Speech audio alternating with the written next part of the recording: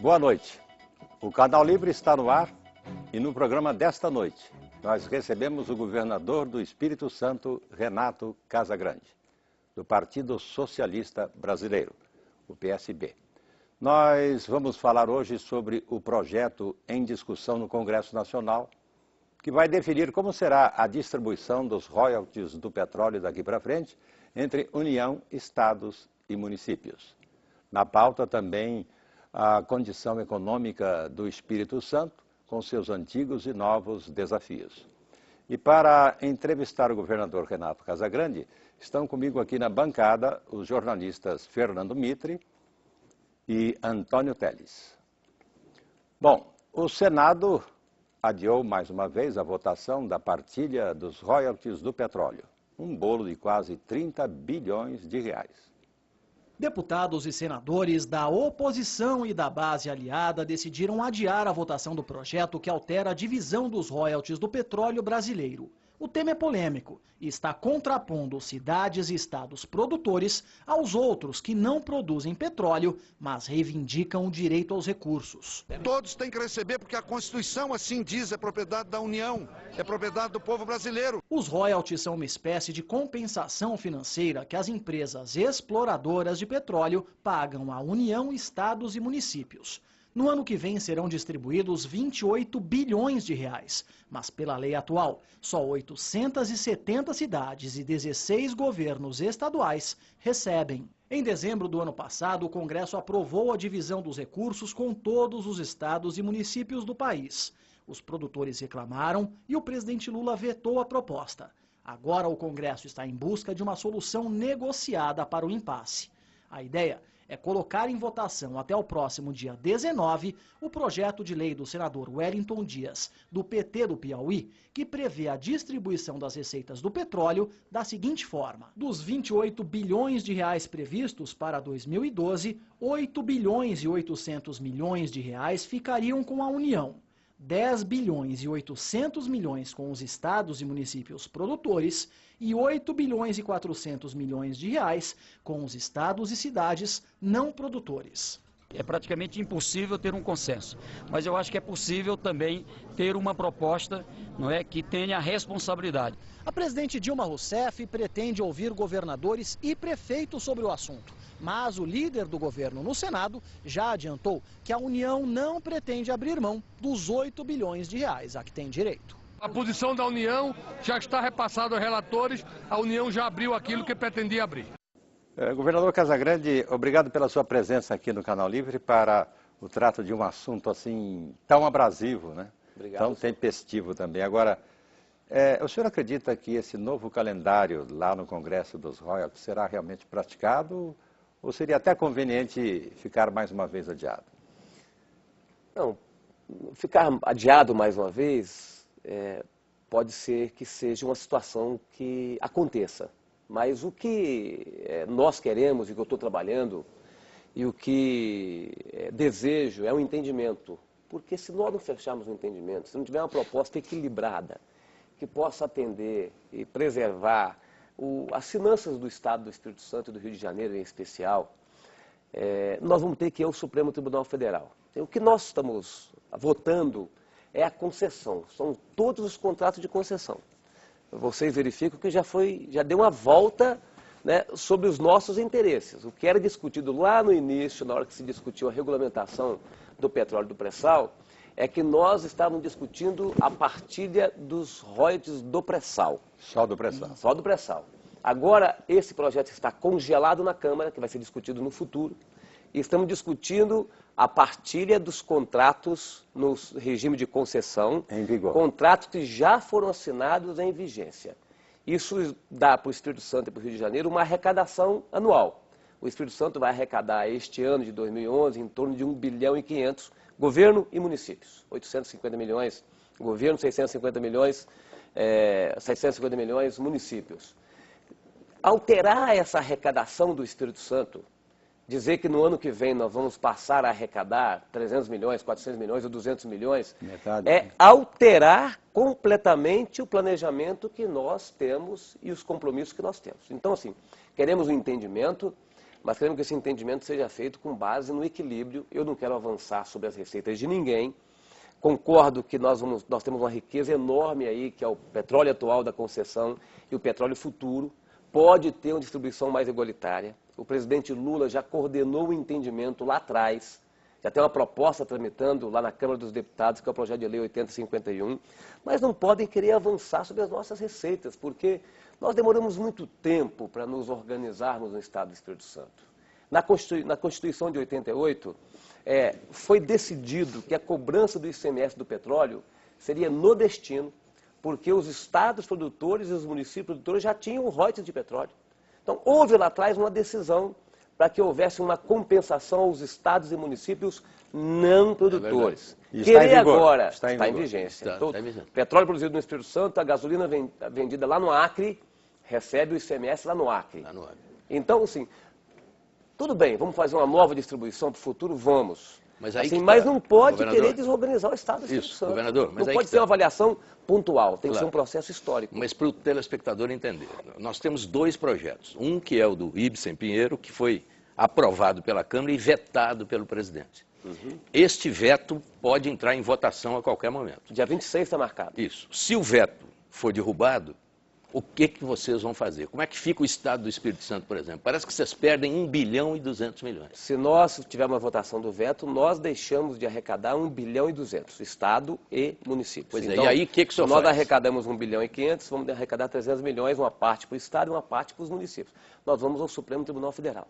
Eu acho que essa proposta... Os senhores não vão aguardar a votação do projeto do senador piauiense antes, não? De ir ao Supremo. Qual é o cronograma, Antônio e Mitre? Assim? Dia 19 votar no Senado, na outra semana votar na Câmara, antes de chegar ao dia 26, que é a data da votação do veto. Tá? Se votarmos, e se votarem uma proposta, que é uma proposta desequilibrada, assim, a proposta de distribuição de acordo com o FPE e FPM é uma proposta desequilibrada. Desorganiza o Espírito Santo, desorganiza o Rio de Janeiro. Então nós vamos ter que ir ao Supremo. O veto está previsto para ser votado depois do projeto do Wellington. É isso. O projeto do Wellington, nós acabamos de ver aí, prevê para os estados produtores e municípios 11 bilhões, 10 bilhões e 800. Eu até tinha lido que era 12, mas parece que é 10 e pouco. Isto é razoável? Dá para conversar em torno disso ou não? Isso desorganiza o Rio e prejudica muito o Espírito Santo. Mas então o que está na mesa nesse momento é horrível. Então o que está na mesa nesse momento é horrível. Hoje colocado na proposta que foi apresentada agora por vocês na televisão e que não creio que seja essa a proposta do Vital do Rego, o senador Vital do Rego e o senador Wellington Dias. Acho que eles estão construindo uma proposta mais equilibrada, tá certo? Mais equilibrada, porque essa proposta apresentada é a proposta que não nos interessa, porque só o Rio de Janeiro hoje, 2011, só o Rio de Janeiro arrecada praticamente esse montante. 11 bilhões? Praticamente 11 bilhões, de 10 a 11 bilhões. Só o Rio de Janeiro, Estado e municípios. Então, assim, essa proposta é uma proposta que precisa ser ajustada. Eu concordo, o Espírito Santo entende que pode dar uma certa contribuição, mesmo naquilo que já é contratado. Podemos fazer um entendimento, se já ficar negociado aquilo que está hoje sendo explorado e também negociado já o futuro. Não adianta a gente estabelecer uma negociação agora nos contratos já firmados da concessão e depois ter uma outra negociação que a gente não sabe qual é para o contrato do pré-sal. Então nós temos que colocar na mesa todas as propostas. Eu tenho falado com o ministro Guido Mantega, tenho falado com a ministra Ideli, são os dois ministros que estão à frente dessa negociação, de que o Espírito Santo quer uma negociação. Nós só não queremos que haja um prejuízo ao nosso Estado. Nós demoramos muito tempo para nos organizarmos no Estado do Espírito Santo. Nós não podemos agora, por uma decisão nacional, desorganizarmos as finanças do Estado do Espírito Santo. O senhor acha que o governo está, de fato, negociando como devia? Não. O governo pode... Está fingindo que está negociando? Não é fingindo, ele entrou no debate. Entrar no debate e liderar uma negociação são coisas diferentes. Tá certo? O governo, nós pedimos o governo entrou na discussão, entrou no debate. Tá? Mas o governo foi até 1,8 bilhões de contribuição. Os estados não produtores ficaram focados no 8 bilhões. Então, uma negociação exige uma contribuição de todo mundo. Para ter negociação, tem que ter flexibilidade, de todas as partes, né? Então tem que flexibilizar. Então a União pode, porque a União é que vai ganhar mais com o regime de partilha, com o modelo de partilha. Então a União pode chegar um pouco mais. Os estados não produtores podem dar uma contribuição reduzindo as suas expectativas. E nós, estados produtores e municípios produtores, temos que dar também a nossa contribuição. Então eu acredito que é possível fecharmos um entendimento com relação ao tema. Como é que você fecha um entendimento? Quando tem liderança. Se formos numa mesa, né, sem ter alguém que lidere, você não consegue fechar o entendimento. Quem tem legitimidade, quem tem autoridade, quem tem capacidade de fechar esse entendimento é o governo federal. O senhor tem negociado com quem? O senhor tem falado com a ministra Ideli, não? Ministro Ideli e ministro Guido. São os dois que estão participando mais ativamente desse processo. Então o governo entrou na negociação, mas o governo precisa liderar essa negociação. Tem que ter método. E eu falei isso para os ministros do governo federal, é importante que assuma, porque o não fechamento, né, de um entendimento, se nós tivermos uma votação e o Espírito Santo e Rio de Janeiro nós saímos perdendo, né, o que vai acontecer assim? Um ambiente de congresso de derrotados e de vitoriosos é um ambiente ruim. É ruim porque na política nem todo mundo é derrotado para sempre e nem todo mundo é vitorioso para sempre. Então, e o governo federal e o Congresso, nós precisamos de ambiente de harmonia para que a gente vote outras matérias. Tem reforma tributária, tem código de mineração, tem diversos temas de interesse da federação que estão colocados hoje e que precisam de um ambiente político mais harmônico. Aliás, o senhor falou em reforma tributária, a questão federativa está aí no meio, e o fundo de participação dos estados é outro também problema, porque ali os estados estão perdendo também. É isso. Nos últimos anos, os estados perderam bastante. Vai ter que discutir fundo de participação dos estados e dos municípios. Hoje, o critério do fundo dos estados e dos municípios é um critério que tem a nossa concordância, atende mais aos estados do Nordeste, Norte e Centro-Oeste. Nós não queremos mudar isso, acho que isso é um critério justo, tá certo? Nós temos que preservar que as conquistas que tiveram, né, no passado, para que a gente possa ter um equilíbrio no desenvolvimento do país. Agora, só não podemos, de fato, aceitar que uma medida tomada desorganize a máquina pública do Estado, dos municípios, de dois estados, de municípios de dois estados. Isso é inaceitável para nós. Vamos continuar com o ambiente do entendimento, mas essa é uma posição que a gente tem que defender, mesmo se tiver que ir para a justiça. Se tiver que ir para a justiça, é a morte ou é o fracasso da política. Da negociação. Da negociação. Fracassou a política, então fracassou a política, vamos para a justiça. Vamos ao Supremo. Mas não é o melhor, porque na justiça todos nós poderemos perder. Na justiça, a gente não sabe em quanto tempo o Supremo toma uma decisão. Começa por aí. A primeira coisa é assim, em quanto tempo Sem toma uma entrar decisão. no mérito, começa por aí. Depois, enquanto ele não toma uma decisão, o que vai estar vigindo? Porque a emenda do Pedro Simão e do Ibsen diz que tem uma compensação. Como é que será essa compensação? Assim, vai tirar 1,2 bilhão do Espírito Santo e vai compensar como no outro dia? Tá? Então tem uma dúvida e tem um vácuo. Segundo, o Supremo pode tomar uma decisão de preservar os critérios do jeito que são hoje, porque o artigo 20 da Constituição diz isso, tá? E todos os outros estados saírem perdendo. O Supremo pode tomar uma decisão contra nós, que é ruim. O Supremo pode tomar uma decisão para travar o processo, que é péssimo para o governo federal, que quer fazer os contratos de partilha. Então, ir ao Supremo pode ser uma alternativa? Pode. É um enigma. Mas não é uma alternativa, é a única saída que nos restará se a gente não fechar o entendimento. O Espírito Santo quer o entendimento. Né? Por exclusão. Governador, vamos ver a coisa por um outro lado. Os estados não produtores também dão enormes contribuições que são retirados do seu território. Por exemplo, Minas Gerais, desde os anos 1700, que entrega para a União ouro, minerais, ferro, em quantidades assombrosas, inclusive atualmente, e não recebe absolutamente nenhum royalty por essas riquezas. Então, se esse royalty do petróleo, na verdade, não configura uma deformação que favorece, sobretudo, a 3 estados, o Rio de Janeiro, o Espírito Santo e São Paulo? São Paulo ainda não, porque São Paulo ainda não produz petróleo. Produzirá muito petróleo na área do pré-sal, mas ainda não produz. A mineração paga royalties. Existe uma contribuição financeira. Mas é muito insuficiente. Paga um imposto sobre exportação. Não, paga também royalties de mineração. Mas tem uma reivindicação em Minas para aumentar isso. Muito pequena. É pequena. Muito pequena. Também o novo formato está em gestação. Mas o novo formato, o novo Código de Mineração está em gestação. Exatamente.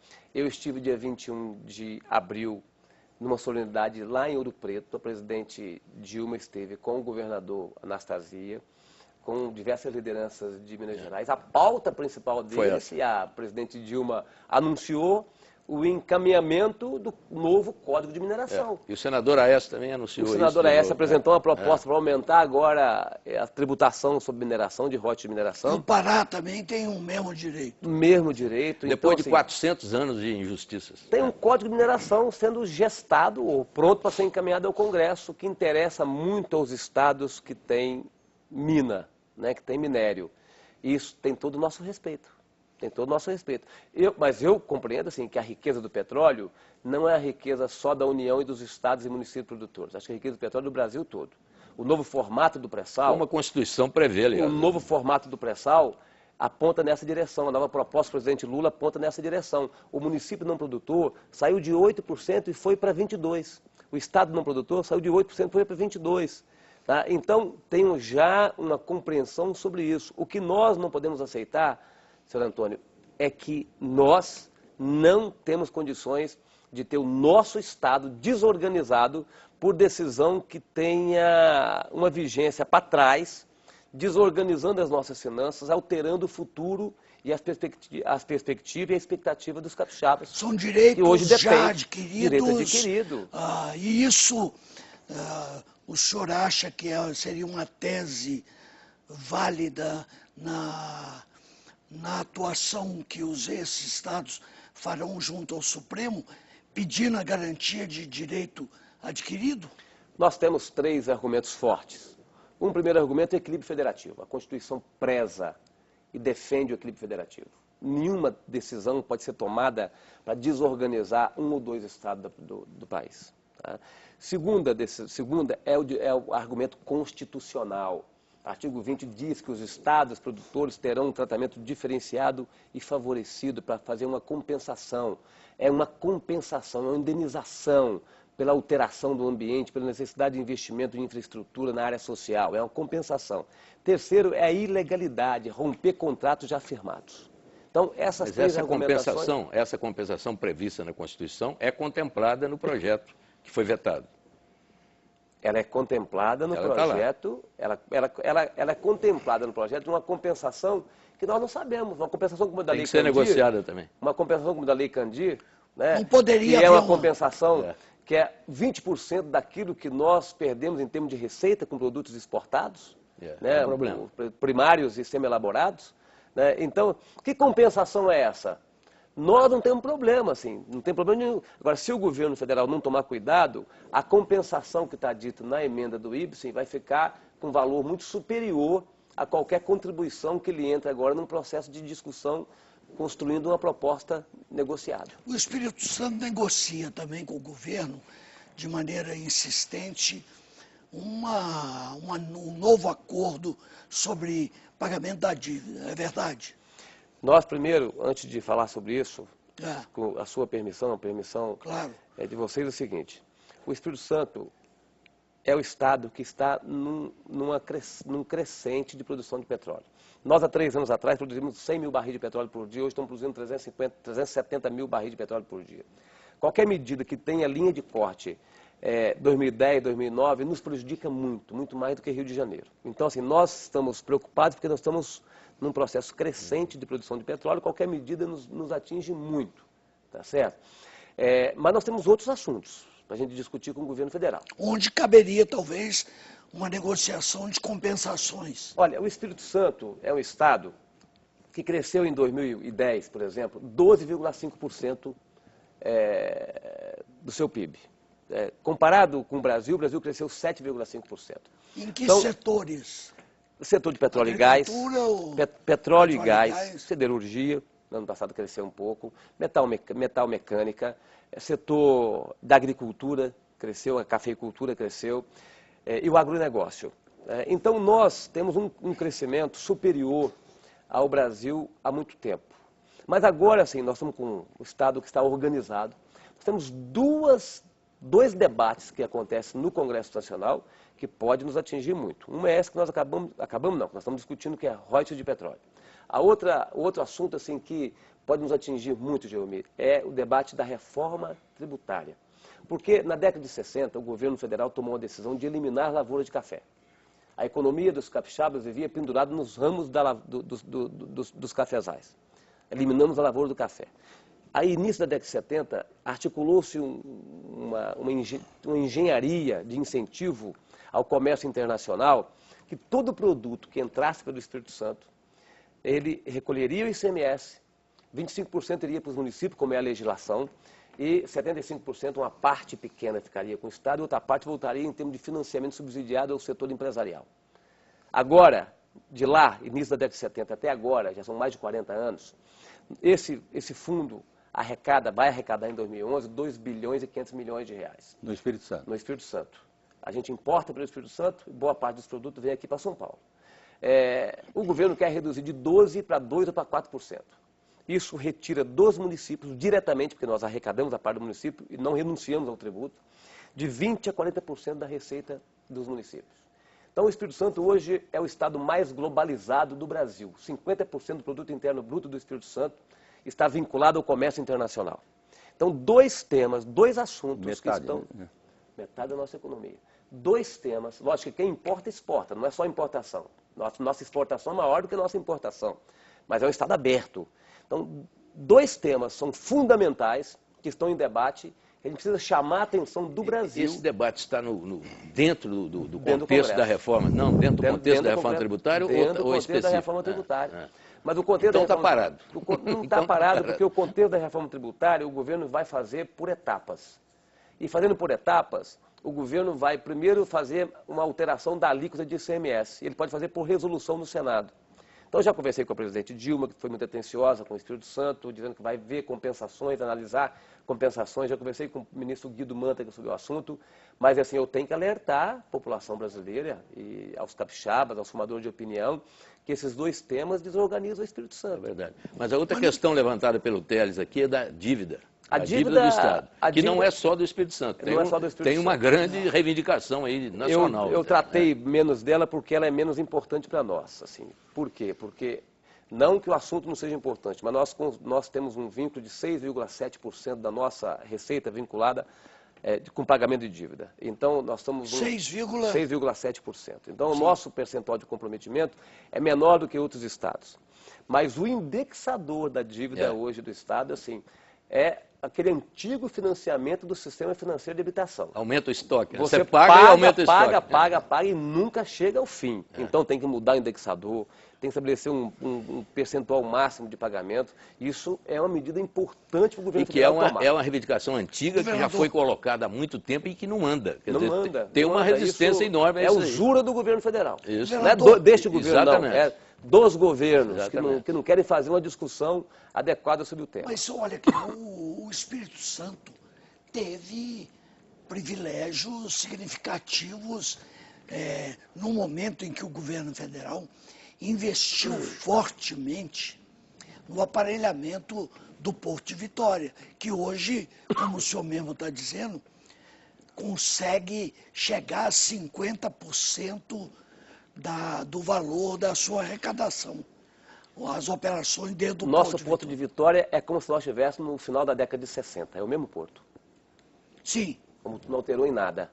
Mas o que houve investimento lá foi uma iniciativa privada, da Vale do Rio Doce, da Samarco Mineração. Naquela época era. Não, estou falando mais recentemente. Entidade. Mais recentemente, sim. Nós temos muitos anos que nós não recebemos investimento em infraestrutura no Estado do Espírito Santo. Se o senhor for lá no Estado do Espírito Santo, eu acho que aqui quem foi mais recentemente deve ter sido o Geomir, o aeroporto nosso, que esse ano chegará a 3 milhões de passageiros.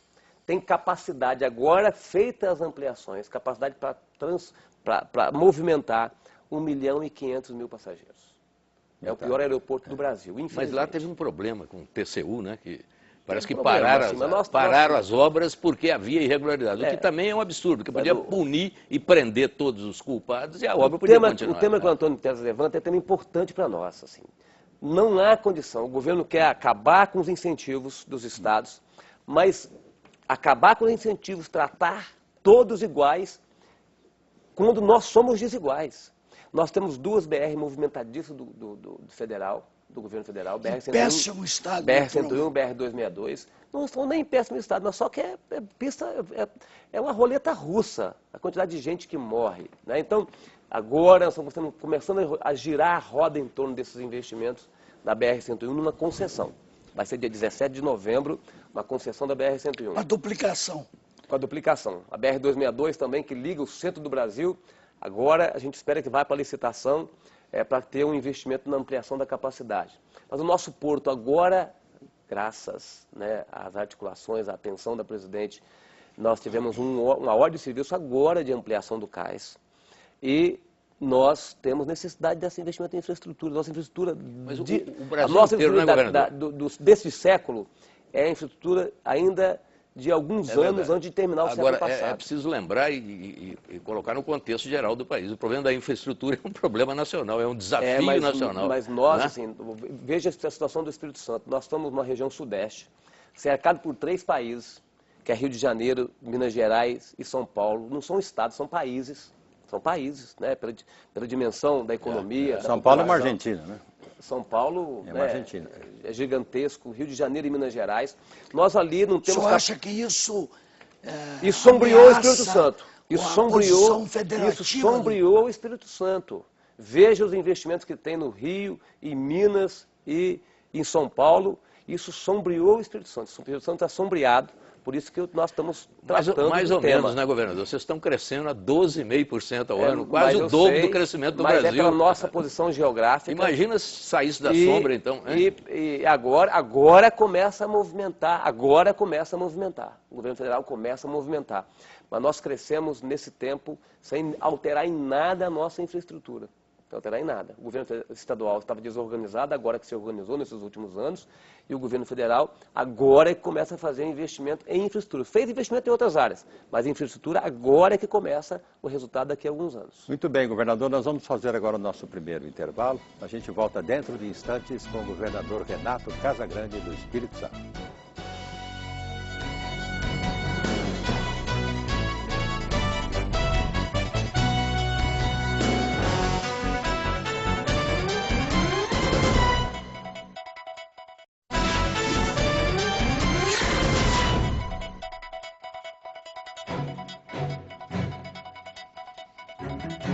Voltamos com o Canal Livre, que esta noite recebe o governador do Espírito Santo, Renato Casagrande. Mas antes de seguir com a entrevista, vamos ver como anda a economia do Estado do Espírito Santo e também seus velhos e novos desafios.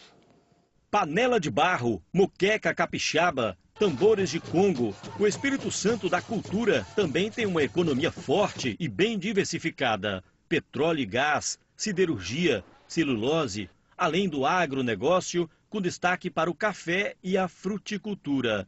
O crescimento do Espírito Santo tem atingido patamares acima da média nacional. Só no primeiro semestre deste ano, a expansão da indústria capixaba foi de 9,67%. O maior produtor nacional de placas de aço e maior produtor e exportador de mármore e granito do país cresce apesar da crise internacional. O petróleo garante e fortalece a estabilidade. O Espírito Santo é o segundo maior produtor e deverá chegar a 500 mil barris de petróleo por dia em 2013. Cerca de 15% do valor das exportações e importações do país passam por aqui, pelos portos capixabas. E os nossos portos movimentam aproximadamente 45% do PIB estadual. Mas o crescimento econômico traz também desafios. O Espírito Santo só não possui ainda um aeroporto condizente com o seu desenvolvimento. Outro antigo problema é a segurança pública, que não consegue conter a onda de assassinatos no estado. Na saúde, os hospitais continuam superlotados. Apesar disso, o Espírito Santo, que registra a terceira menor taxa de pobreza do Brasil, é considerado um bom lugar para se investir e para se viver. Tem praias lindas e agora com essa onda aí do petróleo vai melhorar muito, né? Bom, governador, petróleo, gás natural, siderurgia, Porto respondendo por 15% do comércio exterior do país, quase metade do PIB do estado. A indústria celulose, que está aí numa rampa de lançamento em relação ao mundo todo, a partir do nosso trópico quente e úmido. Também o turismo, e o governador está reclamando do quê? Com um PIB acima de 10. Não, estamos reclamando porque nós temos gargalos, né? Quando a gente reclama primeiro das ameaças que nós estamos discutindo aqui, porque as ameaças podem nos desorganizar.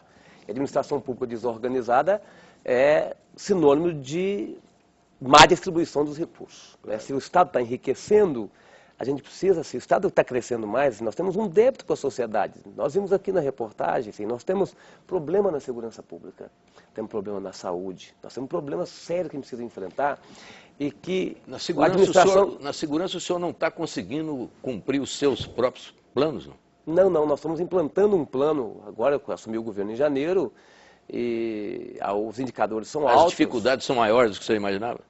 E são muito antigas, né? Não, é um problema histórico que nós temos no estado do Espírito Santo, a criminalidade. O Espírito Santo sempre é o segundo ou terceiro em número de homicídios por 100 mil habitantes. Nós chegamos a quase 50 homicídios por 100 mil habitantes.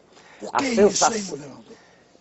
Drogas, tráfico de drogas, consumo e tráfico de drogas, né, que é o grande fator da violência.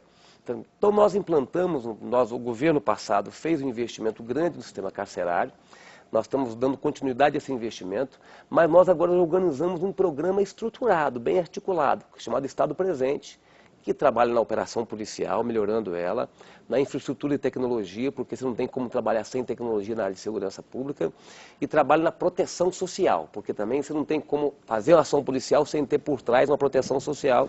Então o programa está avançando, do ano passado para cá, até agora nós reduzimos 8% o número de homicídios, então nós estamos pressionando para baixo. O número de homicídios é 5 vezes maior do que o de São Paulo, só para o telespectador saber, né? 50 por mil, né? Se for a mesma forma de contabilizar homicídio, porque tem diferenças de um estado para outro. Tem estado que contabiliza mas ocorrência. A proporção é essa? A proporção é quase esta. Assim, o que importa é que o Espírito Santo é um estado que o indicador de violência, especialmente de homicídio, está muito acima da média nacional. Então nós assumimos o governo com esse desafio, que é histórico, e nós estamos trabalhando muito para que a gente possa vencê-lo. Então nós reclamamos das ameaças, né, que estão aí, como você já me perguntou porque eu estou reclamando, das ameaças. Estamos reclamando da demora do investimento de infraestrutura, que é um gargalo ao nosso desenvolvimento. Então a nossa reclamação é esta, tá? E porque nós queremos nos colocar para que a gente possa transferir e distribuir essa riqueza com o serviço público, e nós queremos também fazer com que o Estado seja reconhecido nacionalmente, né? Que a gente possa estar com esse trabalho, com o nosso trabalho público e privado e particular lá, sendo um Estado que seja reconhecido nacionalmente, até pela beleza, pela localização, pelo potencial que nós temos. Como a matéria mostrou. Mas, governador, vamos então ver objetivamente.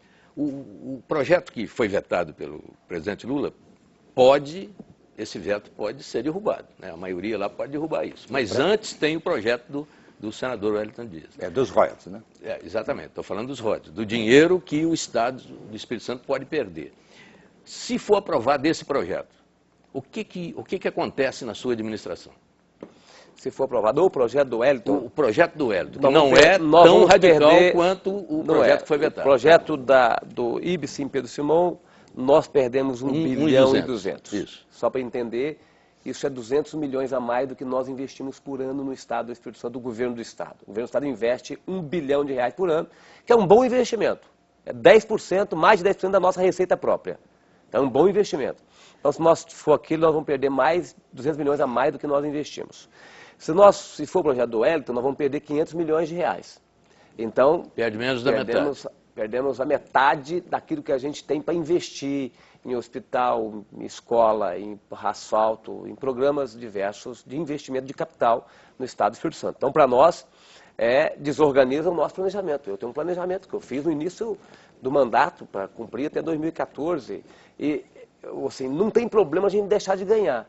Agora, o problema é a gente perder o que a gente ganha. Mas o senhor só tem uma semana. O senhor tem, viu, João? Ele só tem uma semana para negociar isso aí. Então, mas tempo... Mas no bloco anterior, o Telles levantou uma lebre gorda aí nessa discussão dos royalties. A do risco de um efeito retroativo a dano do direito adquirido. Então, a saída não estaria, por exemplo, na negociação de um regime de transição com marco zero a partir de janeiro de 2015, novo governo? Pode ser, mas isso não atende à expectativa dos estados não produtores. Os estados não produtores querem dinheiro novo em 2012, em janeiro de 2012. E colocaram um número mágico na cabeça de 8 bilhões de reais. Por que esse número mágico? Porque a divisão pelo FPE e pelo FPM, aquela divisão igualitária, daria aos estados não produtores 16 bilhões de reais. Então agora eles estão assim, não vai ser aquilo, então nós teremos a metade daquilo. Então um número assim, inventado, que é um número que eu acho que tem que ser trabalhado. Uma vontade. Uma vontade. A gente devia reduzir essa expectativa. Eu acho que o processo de distribuição deve ser um processo na transição.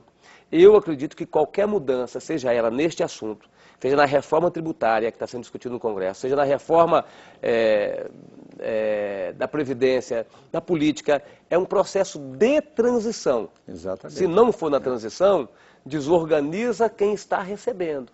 Claro. Eu tenho certeza que nenhum brasileiro quer desorganizar o Estado do Rio e o Estado do Espírito Santo. Então, mas quando o Telles fala em efeito retroativo, Mitri, a gente lembra que no Brasil ainda estamos dentro de uma espécie assim de insegurança jurídica. Não só da propriedade, insegurança jurídica do contrato. E num país que não respeita contrato, até o passado é imprevisível. É verdade, é verdade. Então, assim, por isso que nós estamos na tese de que é fundamental preservar aquilo que está contratado, né? E a gente fazer uma distribuição daquilo que vai se contratar. Distribuição mais igualitária, que não nos atinja daquilo que vai se contratar. Governador, é isso que nós estamos defendendo. Mas só tem uma semana ou pouco mais para negociar o que está sendo esta encaminhado. Semana. Exatamente. Esta semana que começou hoje. Onde é que o senhor vai? Isso. Onde é que o senhor vai negociar? O senhor vai falar com o governo? Eu vou procurar junto com o governador do Rio? Vou procurar em alguns lugares, mas eu gostaria muito de ser chamado. Né? Porque, primeiro, nós estamos pedindo para que o governo federal lidere a negociação. Lidere a negociação. Liderando, o governo federal pode chamar representantes dos estados não produtores, conversar. Representantes dos estados produtores e conversar. Né? Acho que o governo pode desenvolver essa liderança, atuar como líder nesse processo. É essa semana. É lógico que o Senado, através do senador Vital do Rio, o senador Wellington Dias, estão construindo uma proposta. Eles estão construindo uma proposta. E deveremos conhecer agora. Amanhã, depois de amanhã, a gente deve conhecer essa proposta. Vamos avaliar essa proposta. Então, o senhor está achando que vai ter uma evolução? Isso que nós apresentamos aí, essa proposta Eu acho vai que vai ter uma evoluir evolução. ainda. Minha avaliação é que vai ter uma evolução. E quando o senhor diz que espera que o governo lidere a negociação, significa que o senhor está acreditando na boa-fé do governo e no apoio que o governo pode dar. Eu preciso acreditar. Eu preciso acreditar porque nós estamos discutindo um tema que é importante demais para o Espírito Santo, para o Brasil.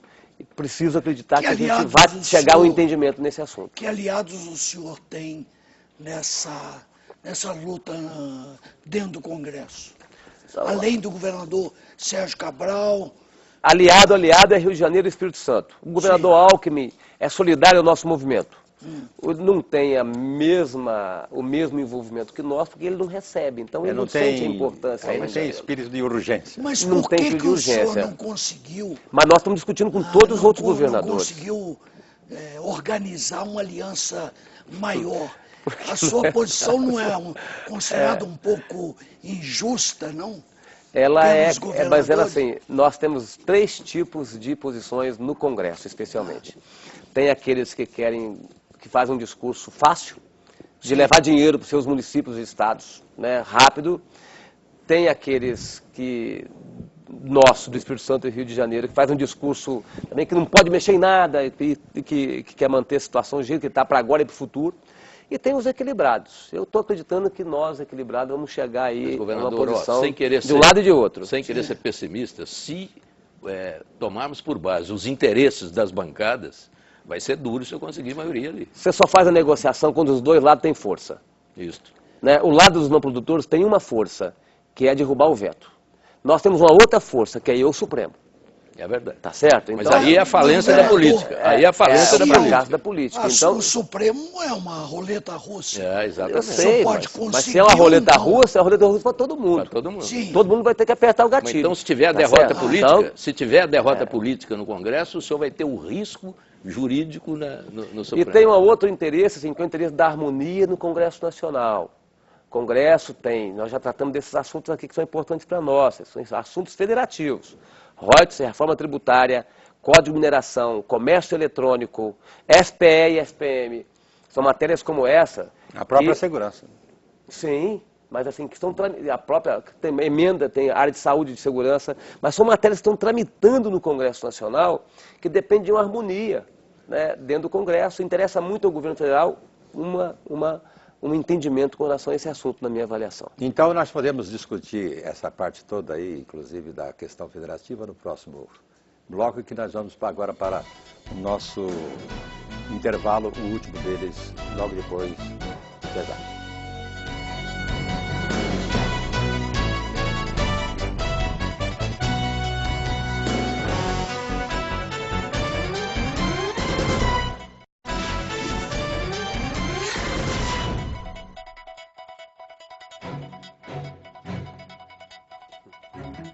Estamos de volta para o último bloco do Canal Livre, que esta noite recebe o governador do Espírito Santo, Renato Casagrande. Bom, agora nós vamos para uma página também muito quente, da qual o Teles aí domina muito bem, a questão política que estamos vivendo ou sobrevivendo nesses dias. Teles. Governador, o senhor é do PSB e o prefeito de São Paulo, Kassab, disse aqui no Canal Livre que o aliado principal do PSD é o PSB. O que tem a ver a social-democracia do doutor Kassab com o socialismo do senhor? Não, tem de fato uma Qual aproximação. Qual é a afinidade? Tem uma aproximação, os partidos vivem de posições estratégicas e posições táticas. Mas onde está? O doutor Kassab fala que o seu partido, inicialmente, ele não era nem de direita, nem de centro, nem de esquerda. Depois chegou até o centro. E o PSB, suponho, o seu PSB, imagino que seja de esquerda. É um partido que se posiciona no campo da esquerda. Da esquerda, é um partido... Mas é um partido que dialoga... derivado do marxismo. Mas é um partido que tem capacidade de dialogar. E por que o Kassab disse isso? Ele falou e tem razão. Na aliança, na aliança. No grande aliado dele, uma convergência. Sendo o PSB. Na aliança de objetivos comuns. O Kassab organizou um partido, teve sucesso nessa organização. Então, um partido que tem uma base parlamentar hoje, a quarta da Câmara dos Deputados. Ele organizou um partido. Nessa organização, antes dele organizar o partido, imaginava-se ou discutiu-se, né, a hipótese de ir para alguns partidos. E ele discutiu com o PSB, ele discutiu com o Eduardo Campos. Mas depois ele analisou que ele devia organizar um partido, mas ele também dialogou com algumas lideranças do PSB, inclusive comigo, que sou secretário-geral da Executiva Nacional, e ficou uma proximidade de trabalho conjunto e articulado, especialmente no Congresso Nacional, mas fora também do Congresso. Por quê? Porque nós temos na política nacional quatro partidos maiores. Depois vem partidos médios, o PSB se coloca como um partido médio, né, pela representação, pelo número de governadores, de parlamentares que tem, e o PSD se organizou como um partido médio. Então o PSB, mais o PSD, mais alguns outros partidos, nós podemos ter posições no Congresso de interesse, de posições políticas que nós defendemos. Governador, mas eu falo em convicções. Não, convicções. O senhor acha se fôssemos convicções, nós tínhamos decidido organizar um partido só. Sim. Se fosse por convicção, nós tínhamos decidido organizar um partido só. Não Quando entendo. nós decidimos organizar uma aliança, Sim. quando aliança você pode fazer com convicções distintas, Mas, governador, diferentes. claro que pode, mas então vamos discutir essa aliança. O PSB é um partido da base do governo. O PSD não é. Então, que diabo de aliança é Quem disse essa? que o PSD não é da base? Não é Não, da base. pô. Quem disse é o presidente do partido. Exatamente. E não é mesmo. Doutor Kassab. Agora, a minha pergunta é Disse outra. Vamos ver o dia a dia. Não, né? sim, Porque, mas independentemente do futuro, do dia a dia, neste momento o que nós temos é isso. O PSB é um partido da base, o PSD não é. Mas então, é um partido de oposição? Vou te perguntar de volta. Não, Não é um partido de é um oposição. partido independente. Se mas não é um partido de oposição, nós podemos ter alianças mas estratégicas veja em bem, pontos específicos veja- no Congresso Nacional. Mas, governador, veja bem a que ponto o caos partidário chega no Brasil. Nós temos um partido de extração marxista, que não é mais, nem pode ser, o mundo mudou, é claro, não vamos ficar insistindo esse nisso. também não é o objetivo do lógico, PSD. claro, e não é, sabemos disso. E temos um partido que vem do neoliberalismo, digamos, para usar rótulos aí, que também eu já não uso mais, mas só para facilitar o entendimento. Então, são dois partidos que não têm nenhuma afinidade, digamos, ideológica. Teria afinidades práticas, né? Mas Práticas, com relação concretas. à afinidade prática, existe um empecilho.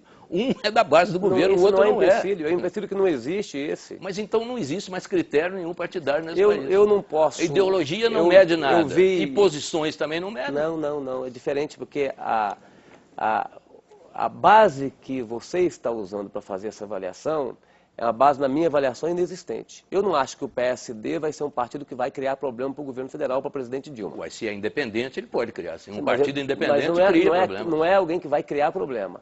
Eu Então acho que não é independente. O senhor não se ele acredita na for- independência do Se partido. ele for criar problema para o presidente Dilma... Aí o PSB não entra. O PSB não tem nenhum movimento. Agora, alguns assuntos, alguns temas, algumas articulações que a gente pode fazer, dando sinais claros de uma força política no Congresso Nacional, interessa ao PSB, interessa ao PSD. Mas então é simplesmente um nível, uma aliança visando atuações Pontos pontuais específicos dentro do Congresso. do Congresso, que pode, se nós tivermos sucesso nessa Mas, ô, articulação, governador, pode se transformar numa aliança mais perene, mais consistente para o futuro, mas ninguém tem compromisso nenhum para o futuro. Não tem compromisso do futuro de estarmos juntos. Mas, governador, então como é que se pretende que uma aliança como essa vai conseguir o propósito ambicioso que é promover uma constituinte, como o doutor Kassab está pregando? Mas essa não é a única posição do forma- PSB. Mas então, Tá. esse é o ponto 1 Tá certo, do mas programa do O PSD. PSB pode até vir algum dia ter uma posição de ter uma nova constituinte. O senhor é a mas não favor ou contra uma constituinte? Eu acho que nós não... específica. Nós não temos, na minha avaliação, nós não temos necessidade de uma constituinte ampla Sim. no Brasil. Nós podemos pegar capítulos e pontos específicos, importantes serem alterados, e fazemos alterações. E até Mas aí seria uma votação dentro do Congresso Nacional. dentro do Congresso Nacional, sem uma Impossível constituinte. de fazer Tá reformas. certo? Não, é Já difícil foi de fazer, mas nós não tentado temos no PSB... 6 ou 7 vezes, sem êxito. Mas nós não temos no PSB uma decisão por uma constituinte. Agora, nossa aliança, ou nossa relação, o trabalho conjunto que a gente poderá vir a fazer com o PSD, nós temos uma boa vontade, uma simpatia de trabalho conjunto. Agora, é o dia a dia do Congresso daqui para frente Mas, que vai governador, definir isso. o programa já está terminando, o Geomílio está fazendo sinal, e eu quero fazer uma última pergunta ao senhor. Como é que o senhor acha que fica o eleitor diante dessa sopa de letrinhas? Agora são 29 partidos, nasceu mais um depois do PSD. E com essa incoerência toda, tomando como referência possíveis teorias de posição. Não vou falar em ideologia, porque a palavra já está descartada. Eu não estou vendo incoerência um partido se relacionar com o outro. Não, é que Ué, cada que é partido... isso? Isso é apenas um fenômeno aparente. Agora É que vamos ver cada- o que está por trás disso. Por exemplo, um partido que faz oposição ao governo lá em Brasília pode se aliar Mas o na PSD, região o PSD a um partido não é que oposição apoia. ao governo. Não, eu sei, estou dando Também não é a exemplo. favor. O PSD não é, o PSD do Kassab não é oposição ao governo. Mas o PSD do Kassab é formado por metade dos deputados, votou, esta metade votou no Serra, não votou na Dilma. Mas E não está mas lá, não faz- então como mas é não que... fará E oposição eles são... ao governo, Ó, claro enquanto que- partido político. Não fará oposição ao governo. evidente. Esse grupo que certo. votou no PSDB, o senhor acha que vai ficar indiferente ao governo Dilma? Não vai.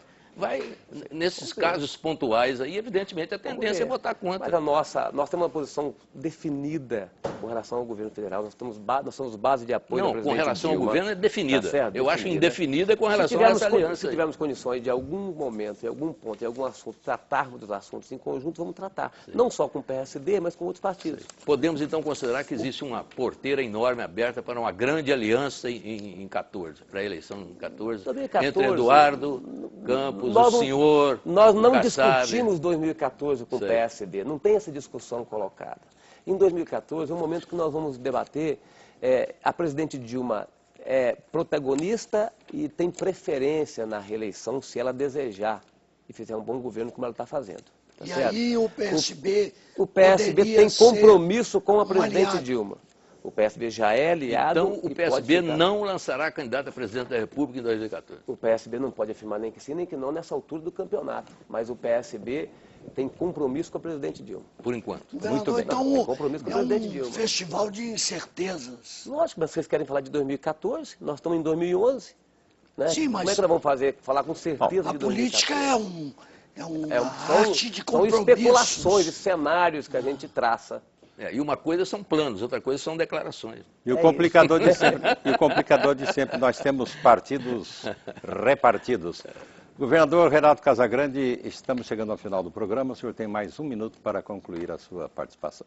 Primeiro, agradecer ao Teles, ao Mitre, a você, Joemir, pela oportunidade de vir aqui para apresentar o nosso Estado, né? O Estado do Espírito Santo, que é um Estado com muitas conquistas, mas um Estado com muitos desafios. E esses desafios serão enfrentados por nós no Espírito Santo, mas também precisam ser conhecidos pelos brasileiros, porque os brasileiros podem ajudar a gente a fazer esse enfrentamento dos desafios, especialmente transferir riquezas que foram se acumulando para as pessoas que precisam da prestação do serviço público. Obrigado pela oportunidade de vir aqui e fazer com que os brasileiros possam conhecer um pouco mais do meu Estado e das minhas posições políticas. O Canal Livre de hoje fica por aqui. Nós agradecemos a presença do governador Renato Casagrande, do Espírito Santo.